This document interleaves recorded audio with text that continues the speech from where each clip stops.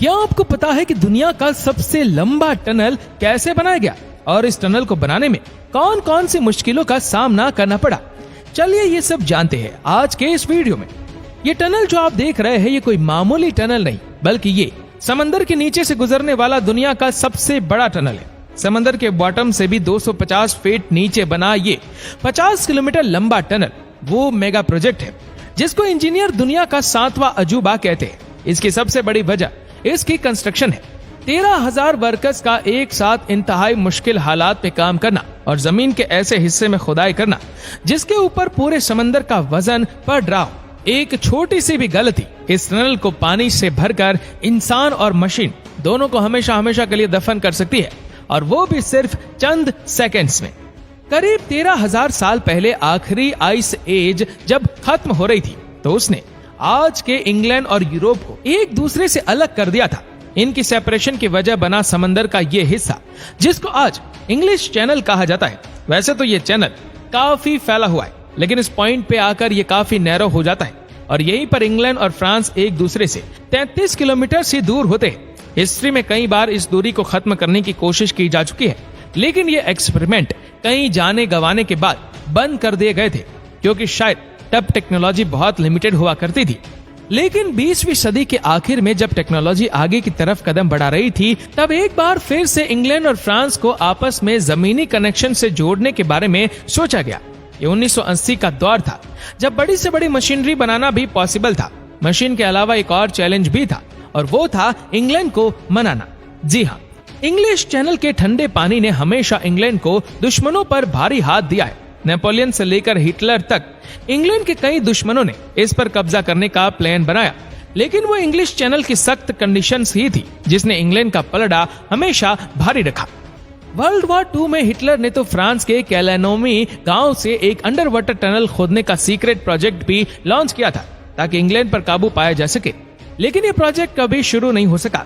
Hitler के मरने और वर्ल्ड वॉर 2 के बाद यूरोप में बहुत तब्दीली आना शुरू हो गई। बिजनेस बूम करने लगा और हर तरफ खुशहाली ही खुशहाली थी। फ्रांस और इंग्लैंड जो कभी दुश्मन थे उन्होंने इंग्लिश चैनल के जरिए ट्रेड करना शुरू कर दिया। वक्त गुजरता गया और 1986 में इन दोनों देशों ने डिसाइड किया कि अब इस रुकावट को हटाकर इंग्लैंड को यूरोप के साथ कनेक्ट कर दिया जाए। इंग्लैंड में इस डिसीजन पर काफी प्रोटेस्ट हुए क्योंकि कई लोगों को इंग्लैंड की इस आइलैंड सल्तनत पर बहुत फक्र था। कई महीनों की लंबी टॉक्स के बाद दोनों देशों ने फाइनली एक अंडर सी टनल बनाने का एग्रीमेंट कर लिया। इसको चैनल टनल का नाम दिया गया जिसको अक्सर लोग यूरो टनल भी कहते हैं। एग्रीमेंट में यह तय पाया था कि इंग्लैंड और फ्रांस की टीम अपनी अपनी साइड से टनल खोदेंगे और दोनों टनल्स सेंटर पॉइंट पे आकर कनेक्ट होंगे। ये प्रोजेक्ट शुरू होने से पहले ही एक बहुत बड़ा फेलियर लग रहा था। समंदर के नीचे करीब 38 किलोमीटर लंबा टनल बनाना ये कोई ऐसा टास्क नहीं था जिसको कोई एक इंजीनियरिंग फर्म बनाने की हिम्मत कर थी। आखिरकार ये तय पाया कि 10 इंजीनियरिंग फर्म्स इस प्रोजेक्ट को एक दूसरे के साथ कोलैबोरेट करके कंस्ट्रक्ट करेंगे। चैनल टनल का डिजाइन बनने से पहले ये जानना जरूरी था कि टनल में कौन सी ट्रांसपोर्ट चलेगी और ये शुरू कहां से होगा और खत्म कहां पर। म्यूचुअल अंडरस्टैंडिंग से यह तय पाया कि टोटल 3 टनल्स बनाए जाएंगे जिसमें इंग्लैंड और फ्रांस के दरमियान रेलवे लूप चलेगा। इसका एक टर्मिनल फ्रांस के शहर केले जबकि इंग्लैंड में फॉक्सटोन पर दूसरा टर्मिनल होगा। टनल की टोटल लंबाई 56 किलोमीटर होगी जिसमें से समंदर के नीचे वाला पार्ट 38 किलोमीटर लंबा होगा। साल 1986 में जाकर फाइनली चैनल टनल की कंस्ट्रक्शन स्टार्ट कर दी गई। सबसे बड़ा मसला जो इंजीनियरिंग टीम को फेस करना था वो था टनल बोरिंग मशीन का, जिसको TBM भी कहा जाता है क्योंकि आज से पहले ऐसा कोई प्रोजेक्ट ही नहीं बना था। इसी वजह से इस खास डायमीटर का TBM भी अवेलेबल नहीं था। पहले इस TBM मशीन को स्क्रैच से बनाना पड़ेगा। हजारों मील दूर सिएटल वॉशिंगटन में इस खास टनलिंग मशीन को बनाने का काम रॉबिन्स कंपनी को सौंपा गया जो बोरिंग मशीन बनाने के एक्सपर्ट है। कंप्लीट होने के बाद ये मशीन 800 फीट लंबी और 1500 टन वजनी होगी। इसका डायमीटर 50 फीट होगा जिसके आगे टंगस्टन कार्बाइड के कई 100 तेज धार ब्लेड्स लगे होंगे। इसमें लगे हाइड्रोलिक लेग्स इसको आगे की तरफ धकेलेगी। मिट्टी और टूटे हुए पत्थरों का मलबा बाहर निकालने के लिए मशीन में ही एक कन्वेयर बेल्ट लगा होगा जो मलबे को सर्विस ट्रेन तक लेकर जाएगा और फिर ये ट्रेन मलबे को टनल से बाहर ले जाएगी। ये टनल बोरिंग मशीन अपने आप में ही एक अजूबा थी। पुरानी टेक्निक जिसमें पहाड़ों के अंदर ब्लास्ट करके टनल बनाया जाता था, उसके मुकाबले में ये मशीन डेवलपर्स के लिए एक बहुत बड़ी चीज थी। पर यह नई टेक्नोलॉजी अपने साथ ढेर सारे खतरे भी लेकर आई। समंदर के बॉटम से भी 250 फुट नीचे बोरिंग के दौरान अगर कहीं से पानी लीक हो गया तो उसका प्रेशर इतना ज्यादा होगा कि वो सैकड़ों में इंसान और मशीन दोनों को खत्म कर देगा। सर्वे से मालूम पड़ा कि इंग्लैंड साइड के समंदर के नीचे चॉक की लेयर मौजूद है जो पानी की लीकेज को टनल में आने से रोक पाएगी। पर फ्रेंच साइड पे समंदर के नीचे जमीन पे काफी क्रैक्स है जहां ये टीबीएम काम नहीं कर पाएगी। उसके लिए अलग से एक नई टीबीएम बनाने का फैसला किया गया जो टनल बोरिंग के साथ साथ एक सबमरीन भी होगी। ये पानी का उतना प्रेशर बर्दाश्त कर पाएगी जितना वर्ल्ड वॉर 2 की सबमरीन्स कर पाती थी। जब यह मशीन तैयार हुई तो ये अपने साथ एक नया चैलेंज लेकर आई। जमीन से 200 फीट नीचे इसको पहुंचाया कैसे जाए। इस काम के लिए मशीन को डिसअसेंबल किया गया और एक एक पीस अलग से नीचे पहुंचाया गया। इसको जमीन के अंदर जाकर दोबारा से असेंबल करना था जिसमें कई महीने और लाखों डॉलर का खर्चा लग गया। प्रोजेक्ट को स्टार्ट हुए 2 साल गुजर चुके थे। 1988 में फाइनली दोनों साइडों पे खुदाई का काम शुरू कर दिया गया। मिट्टी और पत्थरों के मलबे की इतनी ज्यादा क्वांटिटी को डिस्पोज ऑफ करना भी अपने आप में एक बहुत बड़ा टास्क था। एक दिन में यह मशीन 750 स्क्वायर फीट पत्थरों को काट रही थी और सिर्फ 1 घंटे में 2400 टन जितना मलबा जमा होता जा रहा था। इंग्लैंड वाली साइड पर इस मलबे को फॉक्सटॉन और डॉवर के बीच में शेक्सपियर क्लिफ के नीचे डालकर सैम फायर हो नामी पे कंट्री पार्क बनाया गया था और इसी वजह से ये कोस्टल लाइन से थोड़ा बाहर निकला हुआ है। फ्रेंच साइड से इकट्ठा होने वाला मलबा कीचड़ की फॉर्म में था जिसको सन गेट के करीब एक वैली में डालकर एक आर्टिफिशियल लेक बनाई गई। एक तरफ इतना ज्यादा मलबा टनल से बाहर निकाला जा रहा था तो दूसरी तरफ अंदर लेकर जाने वाले सामान भी काफी ज्यादा थे। जैसे जैसे टीबीएम बोर करता जा रहा था उसी स्पीड से लूज रॉक और चॉक की लेयर को सील करना भी बहुत जरूरी था, क्योंकि अगर ऊपर समुद्र के पानी ने टनल का रास्ता बना लिया तो फिर उसको रोकना नामुमकिन होगा। इस काम के लिए टनल के साइज जितने गोल कंक्रीट स्लैब्स फिट किए जा रहे थे, ये कंक्रीट न्यूक्लियर प्लांट्स में लगने वाले कंक्रीट से भी ज्यादा मजबूत है। रेनफोर्स्ड स्टील से बने चैनल टनल में करीब 7,50,000 कंक्रीट के स्लैब्स इस्तेमाल हुए। इन स्लैब्स की एक पूरी रिंग का वजन 40 टन के बराबर है, यानी ये टोटल इतना ही कंक्रीट है जिससे 8 बुर्ज खलीफा जैसी बिल्डिंग्स बनाई जा सकती है। इनको सर्विस ट्रेन में डालकर टनल तक पहुंचाया जाने लगा, जहां एक स्पेशल मशीन थी जो इनको अपनी जगह पे फिट करती जा रही थी। कई हफ्ते गुजरते गए और फिर महीने। दोनों तरफ से टनल आहिस्ता आहिस्ता बढ़ता जा रहा था। सबको सिर्फ एक ही चीज का इंतजार था कि कब ये दोनों टनल्स आपस में मिलेंगे।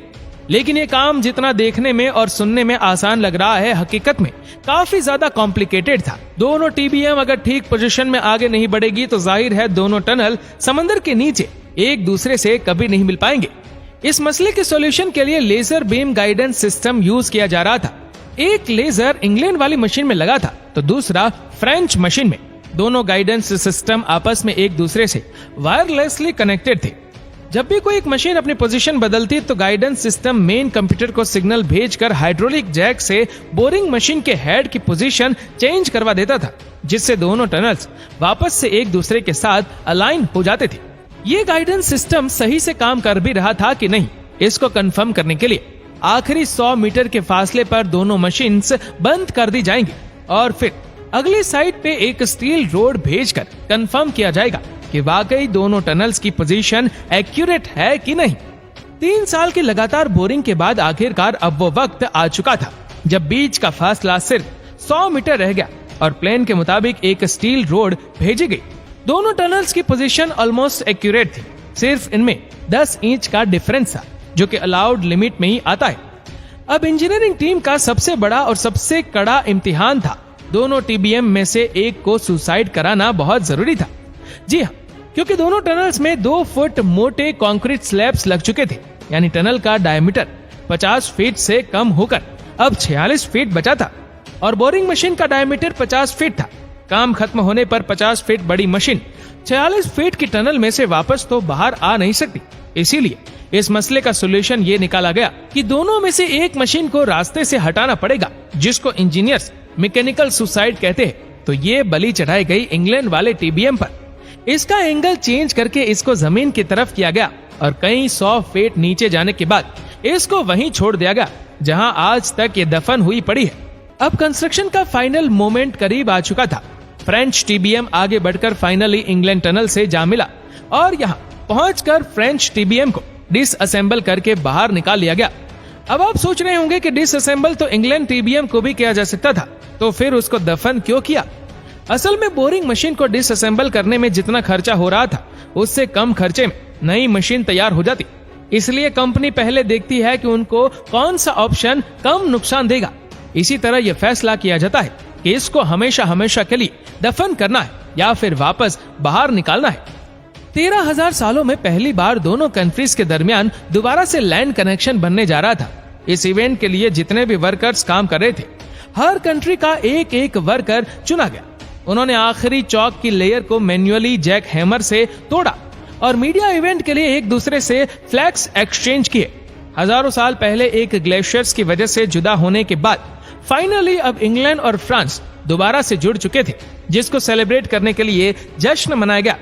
कई सालों की खून पसीने की मेहनत आखिरकार रंग ला चुकी थी। फिनिशिंग का काम कंप्लीट करने के बाद 6 मई 1994 को फाइनली चैनल टनल को ओपन कर दिया गया।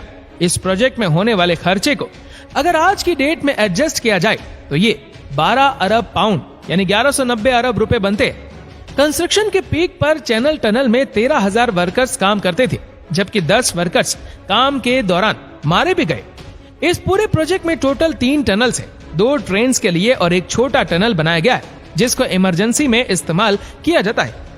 आज हर रोज करीब 60,000 पैसेंजर्स इस टनल को इस्तेमाल करते हैं, जिसमें 4,600 ट्रक्स, 140 कोचेस और 7,300 गाड़ियां भी शामिल है, जिनको कार्गो ट्रेन में पार करके टनल क्रॉस करवाया जाता है। तो दोस्तों, आज के लिए बस इतना ही। आपको वीडियो कैसा लगा हमें नीचे कमेंट करके जरूर बताएगा। और अगर आपको वीडियो अच्छा लगा हो तो इस वीडियो को लाइक करेगा, शेयर करेगा ज्यादा से ज्यादा लोगों तक, और ऐसे ही और भी रोचक जानकारियों के लिए सब्सक्राइब करें हमारे YouTube चैनल को और Facebook पर फॉलो करें हमारे पेज को। धन्यवाद।